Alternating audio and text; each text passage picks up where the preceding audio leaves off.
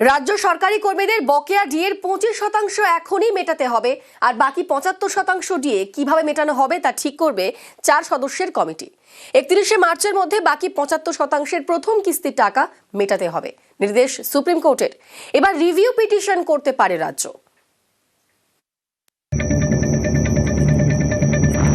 রাজ্য সরকারি কর্মীদের বকেয়া ডিএ মামলা। বৃহস্পতিবার সুপ্রিম কোর্টের বিচারপতি সঞ্জয় করল এবং বিচারপতি প্রশান্ত কুমার মিশ্রার বেঞ্চ জানিয়ে দিল, ডিএ আইনি অধিকার। রাজ্যকে এখনই বকেয়া ডিএর 25% মেটাতে হবে। বাকি 75% ডিএ কিভাবে মেটানো হবে তা ঠিক করবে 4 সদস্যের কমিটি। এই কমিটির নেতৃত্বে থাকবেন সুপ্রিম কোর্টের অবসরপ্রাপ্ত বিচারপতি ইন্দু মালহোত্রা। 6 মার্চের মধ্যে কমিটি সিদ্ধান্ত নেবে বাকি 75% ডিএর প্রথম কিস্তির টাকা দিতে হবে 31শে মার্চের মধ্যে। এই 75% ডিএর টাকা কিভাবে মেটানো হবে তা নিয়ে 15ই মের মধ্যে সুপ্রিম কোর্টে রিপোর্ট দেবে রাজ্য। মামলা চলাকালীন যারা চাকরি থেকে অবসর নিয়েছেন তারাও ডিএ পাবেন।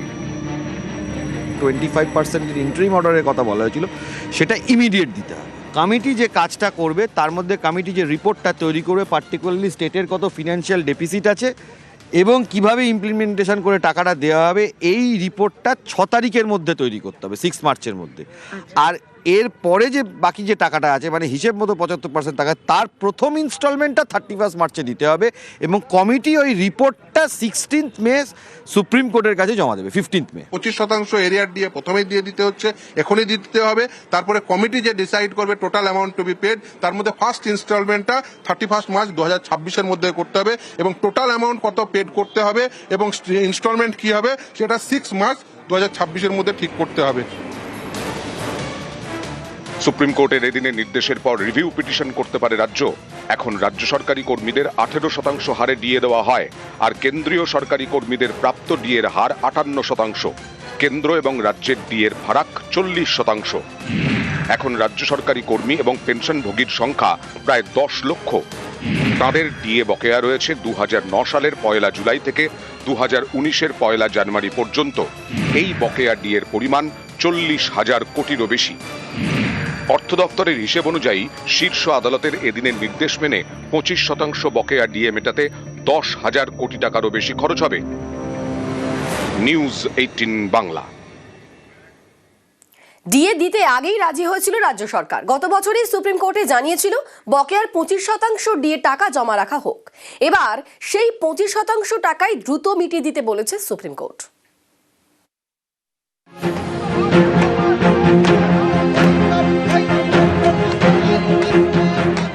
বকেয়া ডিএর দাবিতে দীর্ঘদিন ধরে চলছে আন্দোলন।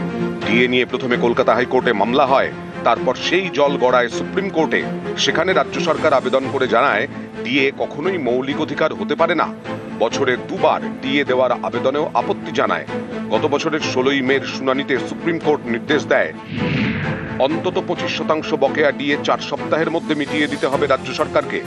তখনই রাজ্য বলে 25% টাকা সুপ্রিম কোর্টে গচ্ছিত রাখা হোক, কারণ মামলায় রাজ্য জিতলে ডিএর টাকা পুনরুদ্ধারে জটিলতা সৃষ্টি হবে। বৃহস্পতিবার সেই ডিএ মামলাতেই সুপ্রিম কোর্টের নির্দেশ, রাজ্যকে এখনই বকেয়া ডিএর 25% মেটাতে হবে। অর্থাৎ এই টাকা আগেই দিতে রাজি হয়েছিল রাজ্য সরকার।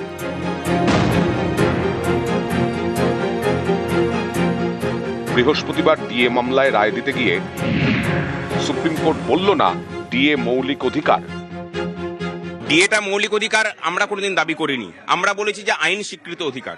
মৌলিক অধিকারের চর্চাতে আমরা কোনোদিন থাকিনি এবং সেটাকে কিন্তু আমরা প্রথমেই বলেছিলাম। যখন সুপ্রিম কোর্টে এই মূল মামলা শুনানি হয়, তখন বেঞ্চ একদিন সমস্ত পক্ষকে নিয়ে পড়ে বলেছিল যে মৌলিক অধিকারের কিনা সেটা নিয়ে শুনানি হলে পরে সেই শুনানিতে আপনারা রাজি আছেন কিনা। আমরা বলেছিলাম যে না, মৌলিক অধিকারের নিয়ে কোনো চর্চাতে আমরা যাচ্ছি না, কারণ সেটা তাহলে হলে আবার হায়ার বেঞ্চে চলে যাওয়ার সুযোগ আছে। রূপা 2009 নিয়ে এই মামলা ছিল, সেখানে স্পষ্ট করে প্রভিশনে লেখা আছে যে দিতে হবে আইসিপিআই মেনে, এবং সেই অনুযায়ী এটা স্বীকৃতি লাভ করেছে। আমরা বলছি যে আইন স্বীকৃত অধিকার, যেটা হাইকোর্টের ডিভিশন বেঞ্চ বলেছিল বা সুপ্রিম কোর্টও আজকে যেটা বলেছে যে লিগালি এনফোর্সেবল রাইট, এটা নিয়ে কোনো সন্দেহের অবকাশ আর রইল না। রায় দিতে গিয়ে সুপ্রিম কোর্ট এদিন এও জানিয়ে দিয়েছে বছরে 2 বার ডিএ বাধ্যতামূলক নয়। নিউজ 18 বাংলা।